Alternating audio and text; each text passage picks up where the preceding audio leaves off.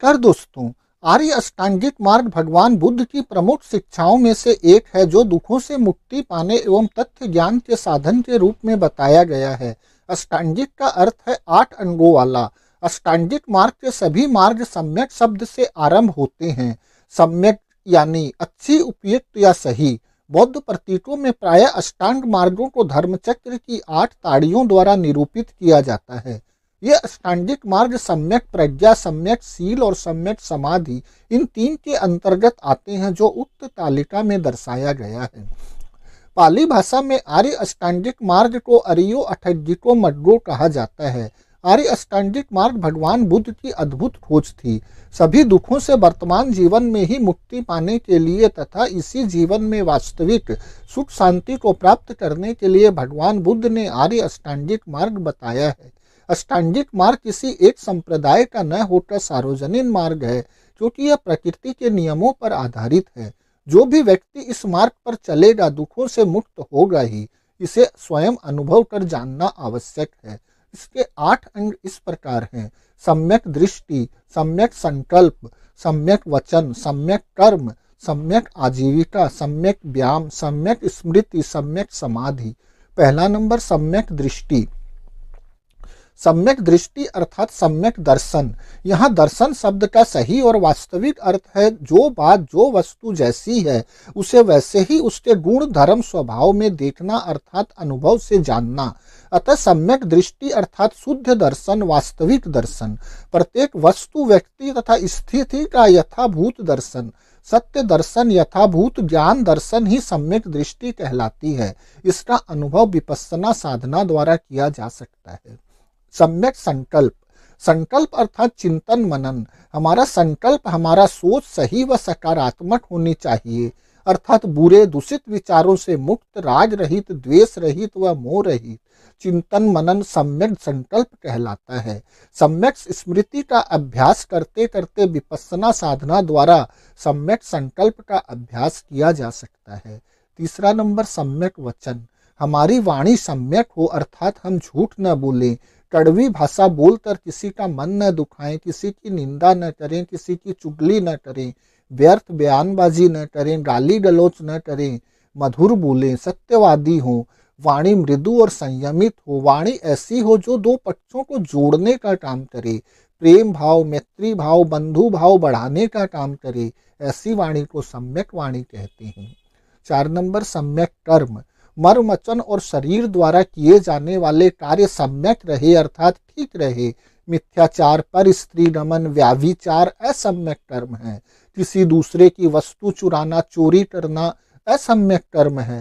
नशा करना, गांजा, अफीम आदि लेना असम्यक कर्म है। दूसरों को क्षति पहुंचाना, किसी प्राणी की हत्या करना असम्यक कर्म है। शरीर, वचन और मन से इन दुष्कर्मों से विरत रहें तो ही सम्यक कर्म होगा। सम्यक आजीविका। हर व्यक्ति को अपने व परिवार के भरण पोषण के लिए कोई न कोई कार्य करना आवश्यक है। हमारी आजीविका का रास्ता सम्यक अर्थात सही होना चाहिए। आजीविका के साधन में किसी व्यक्ति को हानि नहीं होनी चाहिए, किसी को धोखा नहीं देना चाहिए। दूसरों को हानि पहुंचाकर, लूट कर, चोरी कर, ठग कर या धोखा देकर यदि जीविका चलाई जाती है तो वह असम्यक कर्म है। केवल पैसा कमाने के लिए ऐसे व्यापार, धंधे या कार्य न करें जो अन्य लोगों को प्रत्यक्ष या अप्रत्यक्ष नुकसान पहुंचाते हैं। नशीले व मादक पदार्थों का व्यापार, जहरीले पदार्थों का व्यापार असम्यक है। मांस मदिरा का व्यापार, प्राणियों का व्यापार, अस्त्र शस्त्र का व्यापार असम्यक है। 6 नंबर सम्यक व्यायाम। मन की कमजोरी दूर करने के लिए, उसके विकार दूर करने के लिए मन का व्यायाम आवश्यक है।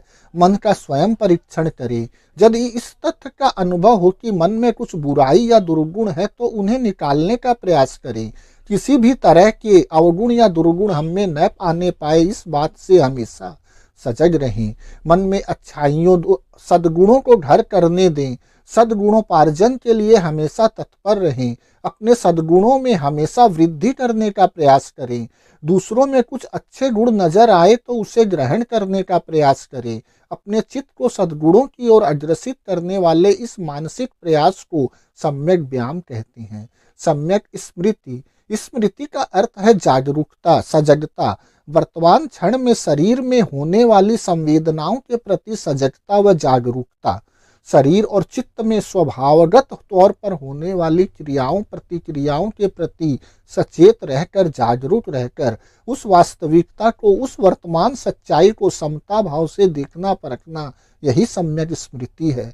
शरीर में जिस समय जो भी और जैसी भी संवेदना हो रही है, उसका यथाभूत ज्ञान दर्शन विपස්සना के द्वारा इसका अभ्यास किया जा सकता है।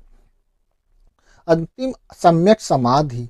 समाधि अर्थात मन की एकाग्रता, चित्त की एकाग्रता लाभदायक होती है। मन किसी भी आलंबन से एकाग्र हो सकता है, विकारों से भरा मन भी एकाग्र हो सकता है। अतः मन की केवल समग्रता एकाग्रता सम्यक समाधि नहीं है, अपितु जिस आलंबन के द्वारा मन एकाग्र किया जा रहा है उसे लेकर यदि हम राग पैदा करें, द्वेष पैदा करें, मोह पैदा करें, तो यह सम्यक समाधि नहीं हुई।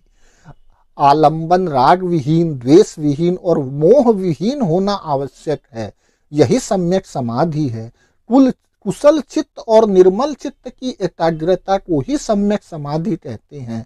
आनापान सति के माध्यम से सम्यक समाधि उपलब्ध हो सकती है। विपස්සना साधना द्वारा सम्यक समाधि का योग्य अभ्यास किया जा सकता है। यह आर्य अष्टांगिक मार्ग सभी दुखों से मुक्ति पाने व वास्तविक सुख शांति से जीवन जीने का अनमोल रास्ता है। यह वर्तमान जीवन में ही निर्वाण का साक्षात्कार करा सकता है। इसमें मन को वश में रखने और निर्मल रखने पर विशेष जोर दिया गया है, क्योंकि सभी अवस्थाएं पहले मन में उत्पन्न होती है। मन ही प्रधान है।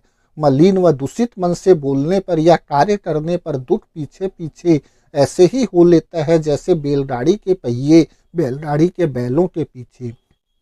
जब मनुष्य स्वच्छ मल मन से बोलता है या कर्म करता है तो सुख उसके पीछे ऐसे ही हो लेता है जैसे आपका अपना साया।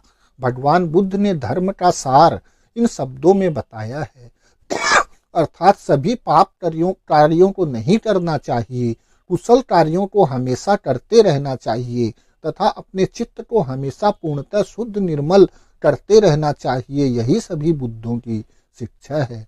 धन्यवाद दोस्तों।